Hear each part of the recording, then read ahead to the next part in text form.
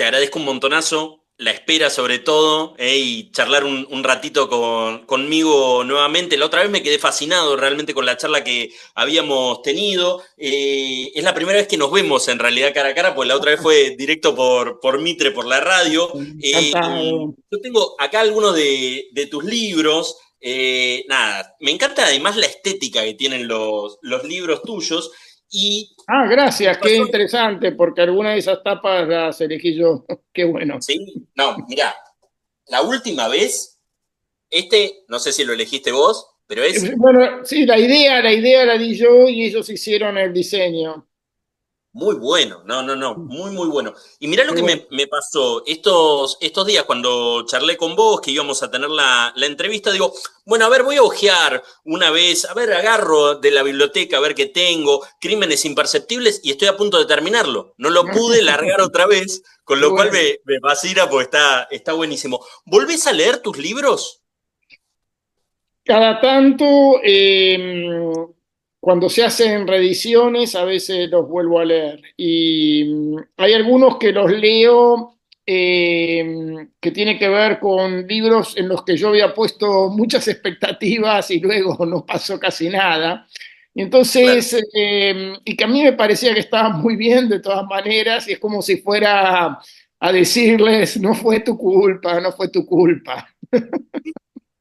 Eh, Guillermo, yo, bueno, en la larga presentación que estuve haciendo, tratando de que nos conectemos, hablaba obviamente de tu doctorado en matemática. Yo la verdad que te envidio porque sos muy, muy heterodoxo, tenés un montón a ver, como que unís dos grupos que en el sentido común que se ha formado a lo largo de la historia es como que no conectan, ¿no? Un matemático con una persona que escribe ficción. ¿Cuál es el punto que vos encontrás? ¿En dónde se complementan? Porque me imagino que no es que sos dos personas distintas. Mira, en principio te diría que la vida unió estas dos cuestiones, estos dos mundos. No es algo deliberado de mi parte. Yo me crié en una casa, mi papá era un gran, gran lector, con mucha curiosidad del espíritu. Bueno, y algo de eso creo haber heredado, en el sentido de que me interesan campos y disciplinas muy diversas. Mi mamá era una profesora de letras, que era también muy enfocada para leer sus autores. Entonces había algo así como una militancia de la lectura, del cine.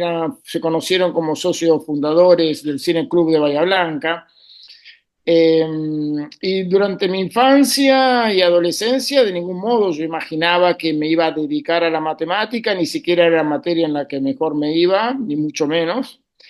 No me interesaba, de hecho. Pero ¿qué pasó? Mis papás me convencieron de que hiciera una carrera para ganarme la vida y yo en ese momento elegí ingeniería electricista para hacer como segunda carrera una carrera de humanidades que podría haber sido literatura o filosofía, que eran sí los temas que más me interesaban. Yo había escrito mis primeros cuentos durante la adolescencia y me imaginaba estudiando más bien filosofía. Pero ¿qué ocurrió? En las primeras materias de la carrera de ingeniería descubrí la parte de la matemática que es también la parte que le interesó a Borges y que tiene que ver con los diversos infinitos, con los lenguajes artificiales, con las paradojas lógicas. Y ahí entreví una especie de camino indirecto a la filosofía, porque la matemática es como la filosofía por otros medios, ¿no? O sea, hay toda una parte de la matemática que conecta muy directamente con la manera rigurosa de pensar en filosofía, con la necesidad de desmezclar conceptos que son muy parecidos entre sí.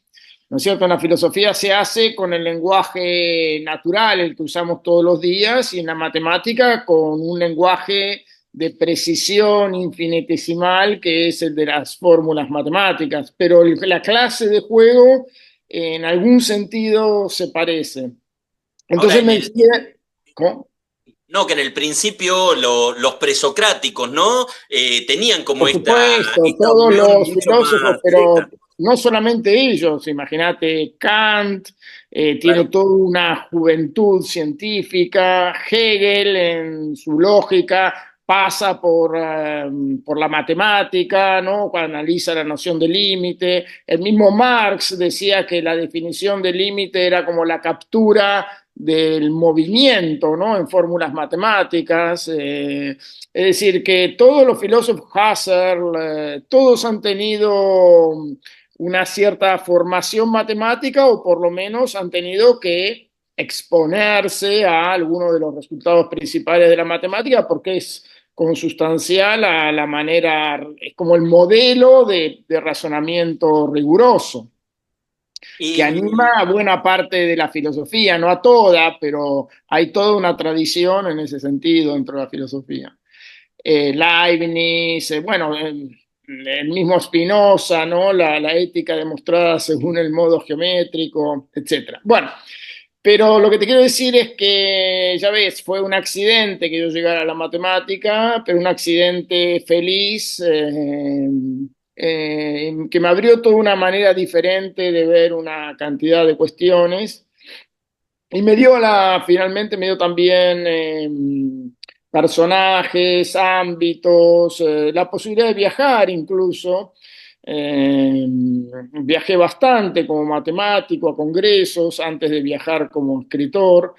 Y bueno, y esa estadía también de 2 años en Oxford que me bueno, dio en gran también el parte es eso, ¿no? escenario, ¿no? Para las novelas en Oxford, sí.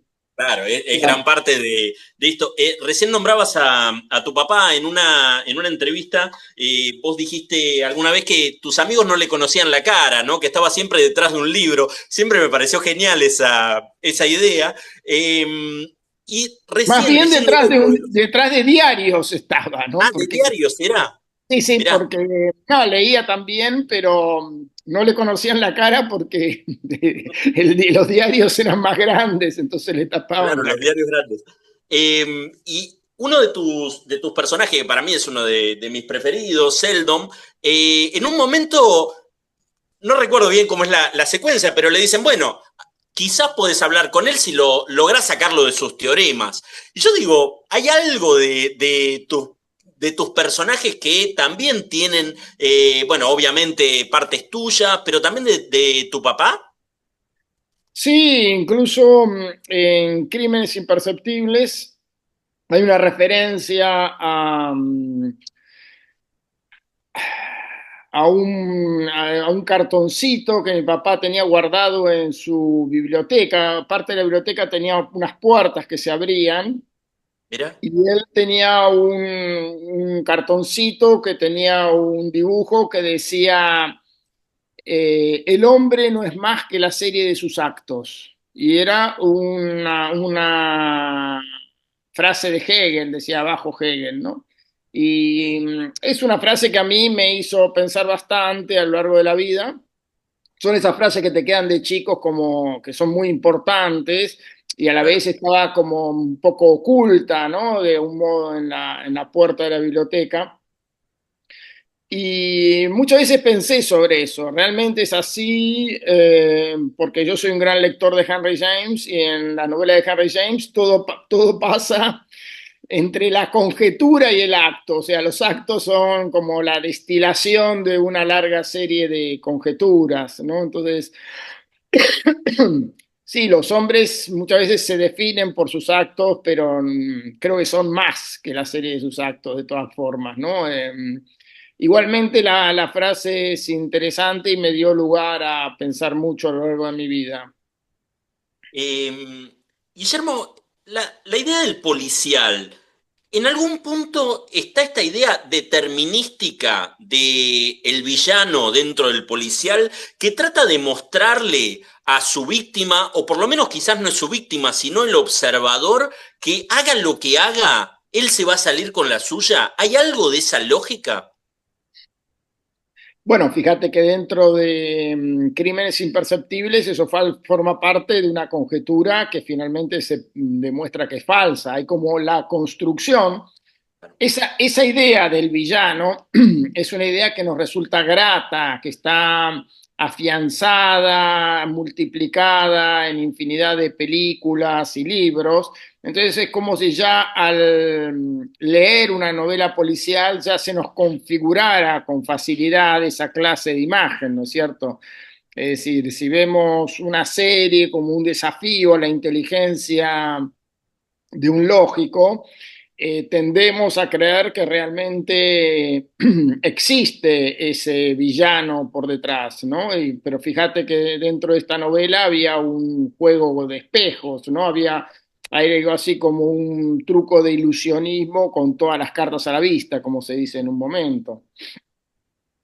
Em, ¿Descubriste algo a lo largo de los años? Porque la sensación que a uno le da es que, más allá de que disfrutás muchísimo de escribir las novelas, de crear todas estas historias, la sensación, por lo menos mía, es que hay una búsqueda, ¿no? Hay como una especie de búsqueda filosófica, una búsqueda de absolutos, de verdad, de en todo este mundo tan coyuntural, hay algo de buscar la esencia. ¿Descubriste algo de vos mismo a través de los libros o de esta búsqueda, si es que existe esta búsqueda? Y antes que nada, muchas gracias por percibir algo de eso, ¿no? Porque en general, como yo escribo dentro del género policial, hay una especie de descrédito a priori del género, como si no se pudiera esperar más que una aventura de peripecias y crímenes y sangre, ¿no? Pero bueno, sí, realmente para mí cada novela es una especie de búsqueda de tipo filosófica alrededor de algún tema, ¿no? En La muerte lenta de Luciana B. está la cuestión de la proporción de los castigos y de hasta qué punto uno con dos o tres hechos tiende a formar patrones. Eso es un tema que aparece en muchas de mis novelas. Sí. ¿Qué Como el clase? primer símbolo determina lo Claro, que es decir, el primero o el segundo, claro. los hechos dibujan para el que los sufre o para el que los investiga, dibuja patrones, pero esos patrones no están necesariamente determinados por los hechos, pueden ser otros, ¿no? Los patrones que se ajustan a esos hechos. Por eso me gusta tanto el relato policial, porque el relato policial justamente juega con las distintas interpretaciones posibles de los hechos y a medida que gira ese caleidoscopio, cambia también la posibilidad de quién es el asesino en todo caso. Eh, Eh, y la novela que estoy escribiendo ahora, por ejemplo, surgió de una larga discusión entre científica y filosófica con un amigo mío, con un físico, sobre la cuestión de si existe o no existe algo que podamos llamar libre albedrío. Así que también ahí tuve que hacer algo así como una investigación filosófica y la misma novela se propone como una investigación en ese sentido, ¿no? Así que en cada novela tengo algo así como un campo teórico, ¿no? O sea, eso es lo que diferencia en las historias que pienso si van a ser cuentos o novelas. Ahora, Cuando... Guillermo, con esto Sí. que decías, ¿no? Del libre albedrío, que ahí nos estás como anticipando un poquito, aunque sea el tema, es un tema muy actual, más allá de que es un tema muy antiguo y muy original, es muy actual porque el algoritmo, la tecnología, lo que hace es en algún punto poner en cuestionamiento, ¿no? La autonomía que nosotros tenemos para tomar decisiones, cómo llegamos el otro día lo conversaba, ¿no? Y decía, bueno, a ver qué películas vieron en el último tiempo o qué libros fueron a comprar y en gran parte se repetían, ¿no? En un grupo de personas, porque todos habían llegado por el mismo motivo, que era el algoritmo.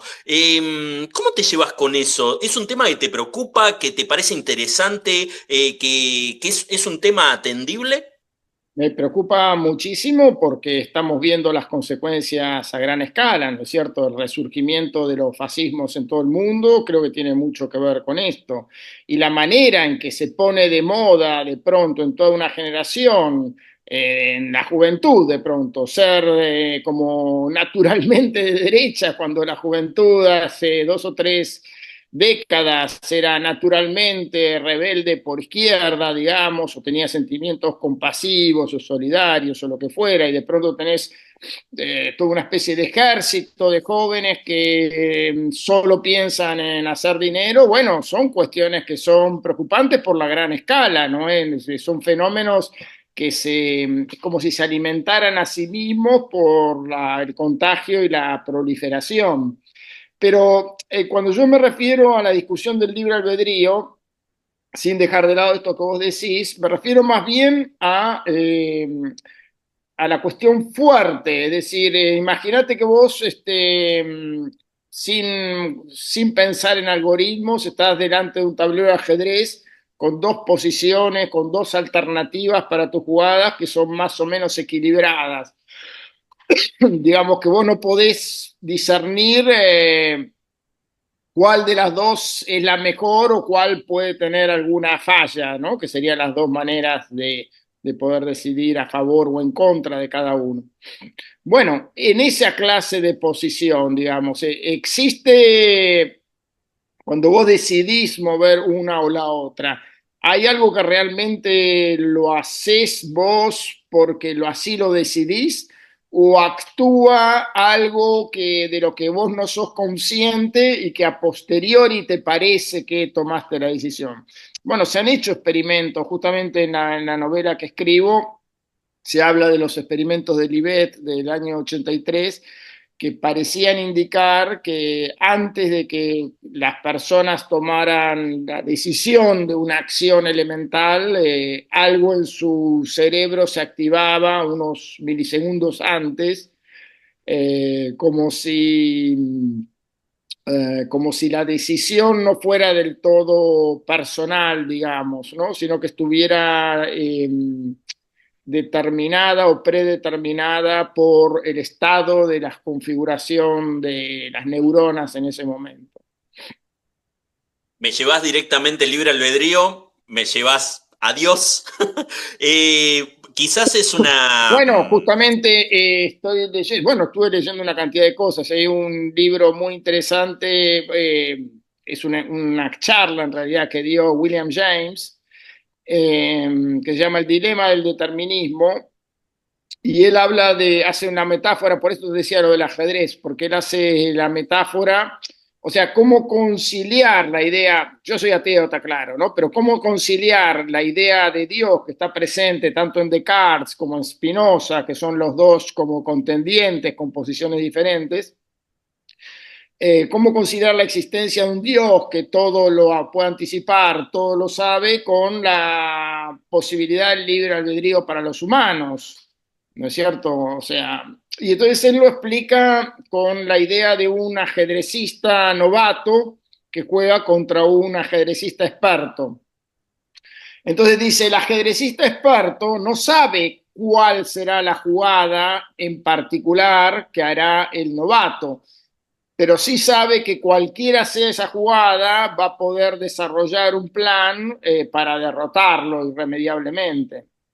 Entonces dice, bueno, que los seres humanos somos como agentes finitos, ¿no? La diferencia es la cuestión de que solo podemos predecir o imaginar una serie finita de jugadas hacia adelante.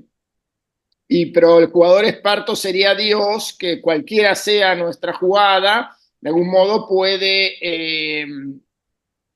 desviarla o dirigirla hacia sus fines. Es decir, es como si Dios hubiera seteado un universo que tiene abiertas posibles bifurcaciones, que son las elecciones abiertas para los seres humanos, pero sabe también cómo contrarrestar cualquiera de esas derivaciones que sean para él indeseadas, ¿no? Esta es un poco la idea de un Dios que deja abiertas las posibilidades de ciertas bifurcaciones.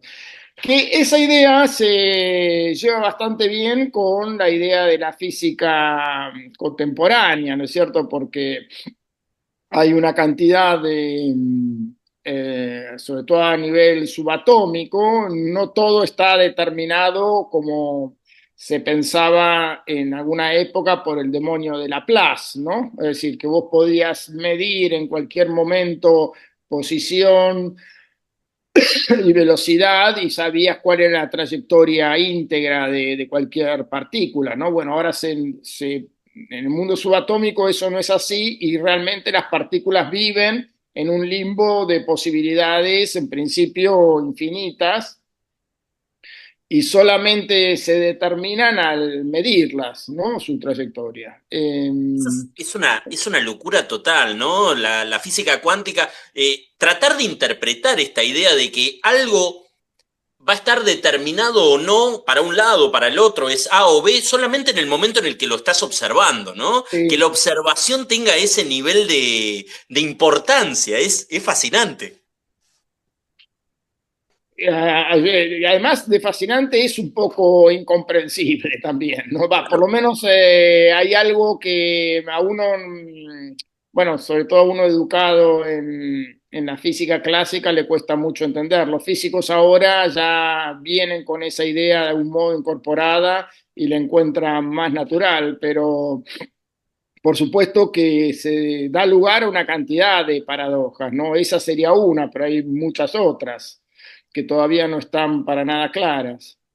Guillermo, te quiero aprovechar algo que habías mencionado hace un ratito, ¿no? Hablábamos de los algoritmos, vinculabas los algoritmos con el resplandor, digamos, de estas nuevas derechas en diferentes lugares, el vínculo con la juventud. Hace unos pocos meses vos estuviste en la presentación del libro de Miriam Bregman, ¿no? En Zurda.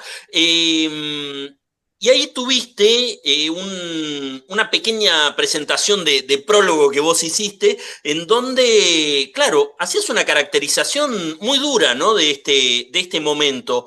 Va cambiando esa caracterización, la empezás a profundizar cada vez más. ¿Cómo lees, digamos, estos últimos acontecimientos a partir del triunfo de la libertad avanza? Bueno, en principio hubiera esperado una derrota en la provincia de Buenos Aires. Fue notable cómo revirtieron esa elección del 7 de septiembre.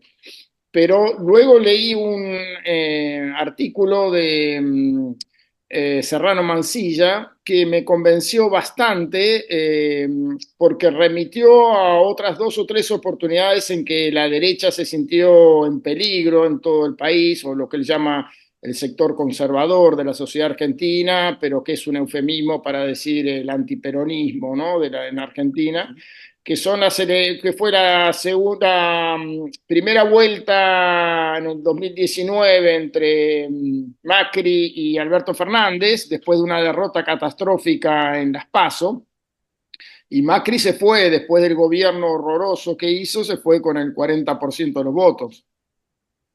Y antes, creo que Menem, que se presentó con no sé quién, después de el desgaste tremendo que tuvo su gobierno, también se fue con el 40% de los votos. De modo que hay un 40% de los votos que cuando siente la posibilidad de que un gobierno peronista vuelva al poder, se reúnen y votan lo que sea, lo que haga falta. Y creo que hay que contar con eso. O sea, la lección para mí es que hay que olvidarse de, o sea, de las consignas que sean que tomen a la sociedad como si fuera un todo y hay que reconocer que hay un 40%, del mismo modo que todos sabemos que hay un 25% de voto peronista eh, firme, duro, histórico. Bueno, también hay que saber que hay un 40% y estimarlo en esa suma, en esa cifra, que va a votar contra el peronismo, ¿no? Entonces eso me parece que limpia muchas discusiones retóricas y bien intencionadas. Yo con lo que estoy bastante en desacuerdo es con seguir pensando que uno tiene que refinar los argumentos, la comunicación para llegar a la gente, que si uno tiene razón, el otro lo comprenderá. Todo ese tipo de cuestiones ¿cómo te puedo decir? Argumentales, para mí quedan totalmente, sobre todo con esta época de las redes, donde cada uno en su nicho está totalmente pertrechado con sus ideas y solamente se relaciona con aquellos que tienen las mismas ideas. Me parece que no tiene mucho sentido ir por ese lado. Yo desde hace rato estoy tratando de decir que tienen que hablar más las acciones que las razones. O sea, que hay que lograr hacer acciones que muevan el tablero, o sea, que no jueguen solos en cada una de las cosas. Han jugado bastante solos, sin ninguna oposición de la CGT, por decirte algo. Ujú. Salvo el primer paro que hubo, es un gobierno a tal punto que se empezaron a pelear entre ellos. Ese es el primer indicio de que no hay nadie enfrente que, ¿no? Cuando no hay nadie enfrente, se empiezan a repartir el poder y que las crisis más agudas fueron crisis de peleas entre ellos mismos. Entonces, bueno, Sí, hay un que poco, lograr no, no sé moverlos, ¿no? si- no, que no sé si coincidirás, un poco el clima dentro del peronismo pareciera algo similar a lo que fue la renovación, ¿no? En su momento, o por lo menos a eso debería llegar, ¿no? Un poco la situación actual. Es que el peronismo tiene un gran problema, que es que nadie ha tomado el legado de Néstor Kirchner. O sea, tienen un tremendo ejemplo histórico con respecto a lo que puede ser plantarse frente al problema de la deuda, que fue la quita histórica que hizo Kirchner en su momento. Es cierto que no fue contra el Fondo Monetario, pero de todas maneras fue una quita que le trajo una infinidad de problemas y eh, programas en contra y terrorismo de la derecha, de las consecuencias que íbamos a tener. Sin embargo, él avanzó por ese lado y consiguió un cierto desahogo para poder poner en marcha la economía que llevó a los 10 mejores años de la economía argentina. O sea, más allá de que uno pueda decir, bueno, no llegó a fondo, todo ese proceso terminó con 30% de los pobres o lo que fuera, pero sin duda hubo una mejora en todos los indicadores económicos.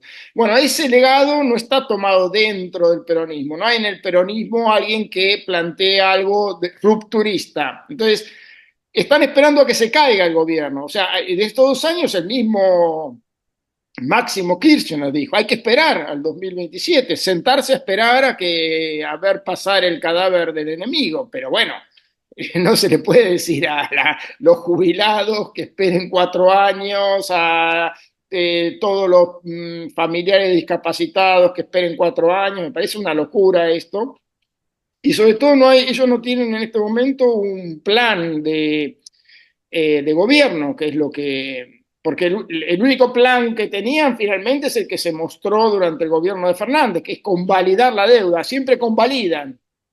Kicillof acaba de decir, no, repudiar la deuda sería infantil. Bueno, entonces, siempre, porque el problema no es un problema de escudito o de marcha o de apelación a la unidad latinoamericana. Es un problema de vas a pagar lo que ellos te piden que pagues, entonces estás totalmente atado a lo que ellos, a la política que ellos te van a marcar.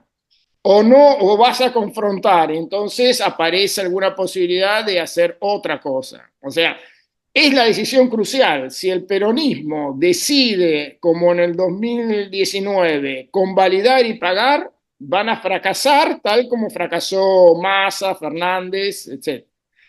Entonces, bueno, esa es la disyuntiva de hierro y la misma Cristina lo ha dicho. La misma Cristina lo ha dicho, pero no pueden salirse de sus marcos, que son marcos democráticos reformistas. Se necesita otro tipo de mirada que sería la mirada Miriam Bregman, justamente, una mirada de tipo más revolucionario, más confrontativo. Para mí, tiene que ir por ese lado. Pero bueno, tenés que juntar gente que quiera ir por ese lado. O sea, ese es el dilema de la política argentina. Miriam Bregman hizo una excelente elección, pero está lejísimos como para poder eh, liderar algo que sea, que tenga las características insurreccionales, revolucionarias o como se quiera llamar, para cambiar la justicia argentina, ¿no? Porque tenés que es como una carrera de obstáculos, todas las, ¿no? La justicia argentina, la clase media argentina,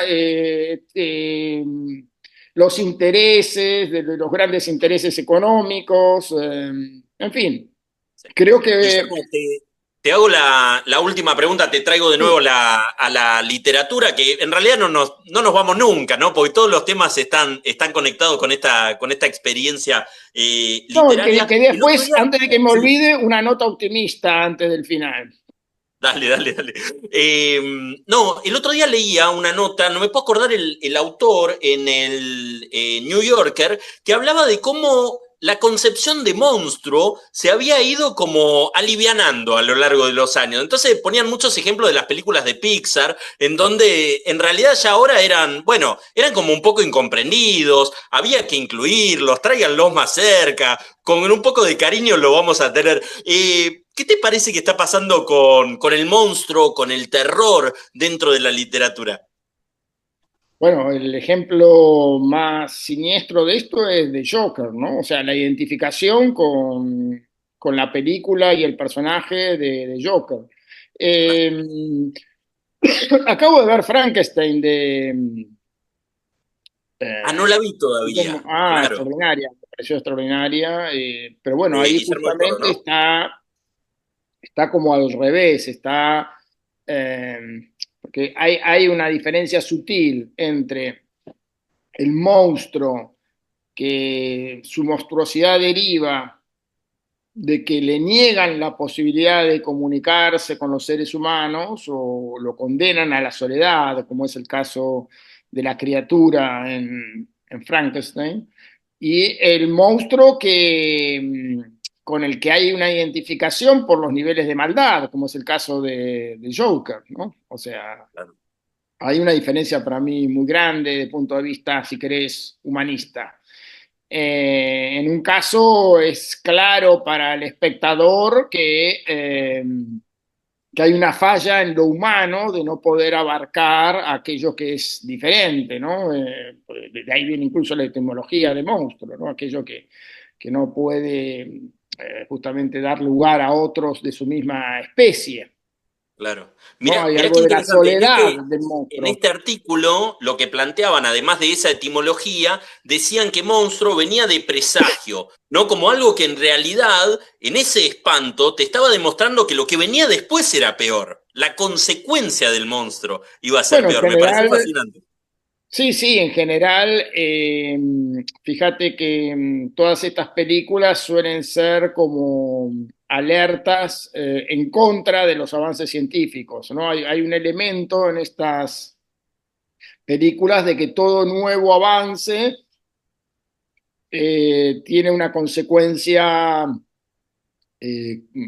errónea en algún sentido, ¿no? Tiene una consecuencia. Entonces, ese es el costado conservador con el que yo no estoy tan de acuerdo. Fíjate que Frankenstein tenía como subtítulo el Prometeo moderno, ¿no? O sea, Claro, el científico se cree un Prometeo que puede dar vida a una criatura y esa especie de soberbia lo lleva a esta clase de fracaso. Entonces siempre está la idea del escarmiento, ¿no? De los científicos. Pero bueno, eso es parte de lo que de lo que era el mundo romántico de la claro. época. Sí. Eh, no, lo que Guillermo, no me quiero despedir sin el toque esperanzador que querías dar, porque me imagino que me meto un poco en tu cabeza, hiciste todo el panorama y decís, che, no, pará, no solamente es esta visión negativa de la realidad, sino que tiene que haber una transformación. No sé si va por ahí. sí, no, la parte optimista tiene que ver con el triunfo de Mamdani en Nueva York, totalmente Claro, imprevisto, con una campaña minimal, y parte de lo que leí tiene que ver con que el apoyo que tuvo también que ver con los jóvenes que están hartos de estar detrás de las pantallas y encontraron en el hecho de hacer campaña electoral, de juntarse, de hacer fiestas, de estar en la calle juntos, encontraron como otra manera de vivir que no habían experimentado hasta ese momento. Entonces, algo de ese espíritu camp, digamos, o hippie o lo que fuera, que tuvo la juventud en los 60, bueno, quizás esté resurgiendo y tengamos una nueva generación. O sea, yo he puesto a la generación siguiente de jóvenes que no pueden salir igual que esta. Yo creo que tiene que haber simplemente por esta cuestión de las rebeldías de una generación contra la otra. Espero que la próxima generación de jóvenes ya no venga formateada por derecha, sino que otra vez reaparezcan los ideales de solidaridad que tuvo la juventud en Argentina a lo largo de muchas generaciones. Guillermo, te admiro un montón, te agradezco enormemente, sos muy generoso con las charlas, sos muy generoso también con la paciencia, así que enormemente agradecido. A vos, te mando un abrazo muy grande. Un abrazo muy grande.